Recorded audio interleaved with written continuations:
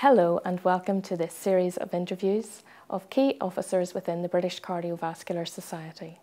My name is Joanne Neal. I'm a Year 6 Cardiology SPR. I usually work in Belfast, but I'm in London on 6 months out of programme training in the Heart and UCH. I'm delighted to welcome Dr Simon Ray, who is the Vice President of the Standards Committee, and he has come all the way from Manchester today to talk to us. Hello, we'll start at the beginning. I'd like to know firstly when you decided to become a doctor and what made you come to that decision. I don't remember a single point in time when I made the decision. I think, to be honest, I drifted into it a little bit because I wasn't entirely sure what I wanted to do, and of the options that were open to me at the time, coming into A-levels at school, it seemed the most attractive. The only conscious step that I'd made to find out a little bit more about medicine was in my final couple of years at school. I spent some time doing voluntary service through the school in a local hospital, but I don't think that really had much impact, and I think it was really more to do with the fact that a number of people that I knew who were doing similar A-levels to me were thinking about doing medicine. It was mutual peer support as much as anything else. But I have to say, having started, I didn't regret it at all, never have. And what specifically appealed to you about cardiology? Were there any key people that influenced you in your decisions about your specialty? A lot of it, I think, was the fact that I was in the right place at the right time. I worked for, I say, Henry Dargy and some of his consultant colleagues who were very interesting people to work with. They made you feel that you were part of a team, that it was a very interesting specialty. And I was also fortunate at the time, when I was an SHO, the registrars and senior registrars in the department, particularly Ian Finlay and Jim McClenahan, were also very keen on the specialty and again made it seem very interesting and fun to do. And so, having done that as an SHO, I went away for a year to do a job in respiratory medicine, basically looking out for cardiology jobs, and was very fortunate when the job came up back at the Western Infirmary, and went for that and got it. And again, it was fortuitous, a lot of being in the right place at the right time, and I worked in Glasgow as a registrar, again with an absolutely superb crowd of people. And my co-registrars, David Northridge and Derek Connolly and John McMurray, all of whom now have gone on to be illustrious cardiologists around the country, and it was very enjoyable, very interesting time, and they made the specialty seem very interesting. At what point did you start to become very involved with the British Cardiovascular Society?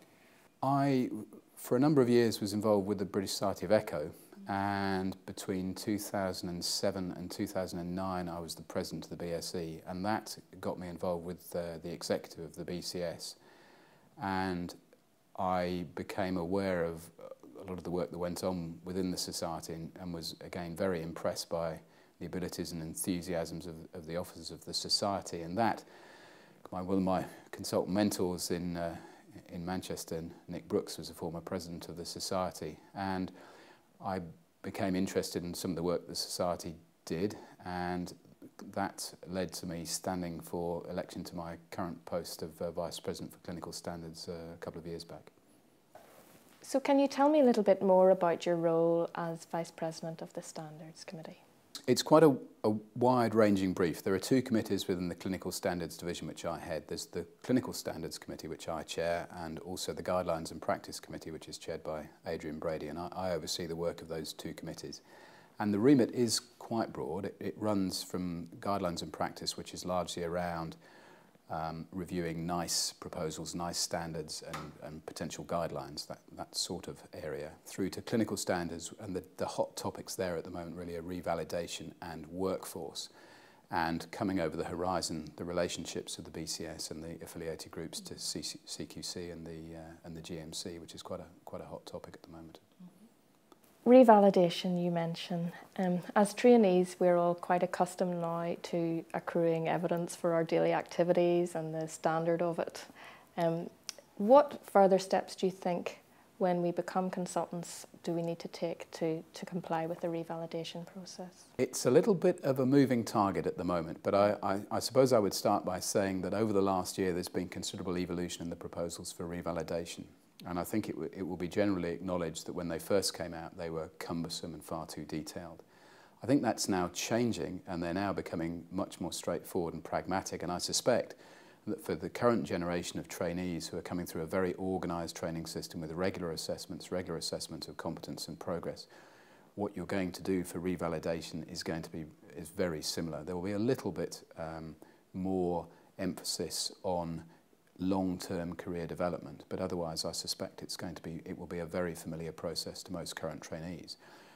Existing consultants, I think, particularly people like myself who came through a rather less organised training system, will find it a little bit different. But what we are trying to do within the BCS is to make the process of revalidation for cardiologists as simple and as effort-free as possible, such that data which is routinely collected, for instance, through the angioplasty database for interventionists, can be used also for revalidation with no requirement to accrue additional information wherever we can provide good, solid existing data. You mentioned workforce planning. That sounds like a difficult task. I would just be interested to know how you go about trying to do that and how you envisage cardiology developing in these current difficult economic circumstances. You're right. It is a very difficult area, and there is no right answer about how it's done, and certainly historically it's been done very badly. What we are trying to do in the BCS is to combine the very strong data that we have around the number of trainees who are coming through every year, and we're getting also a much better indication over the last few years of the specific subspecialty aspirations of those trainees. And we are trying to combine that with precise figures for the number of cardiologists in post. Now that may seem like a very obvious thing, but in fact there isn't a gold standard number. So last year we had a survey of all the cardiac networks in England and similar bodies in Wales, Scotland and Northern Ireland to try and get a figure for the number of consultant cardiologists in post. We now believe we've got an accurate figure for that, and so we can start to base some estimates on future demand for cardiology posts, because we know approximately how many retirals there will be, we know how many CCT holders are coming through on an annual basis, and so we can work out some rough estimates. And it would appear that cardiology is more or less in balance. So there is not, at the moment, evidence that there will be a significant excess of CCT holders over available jobs.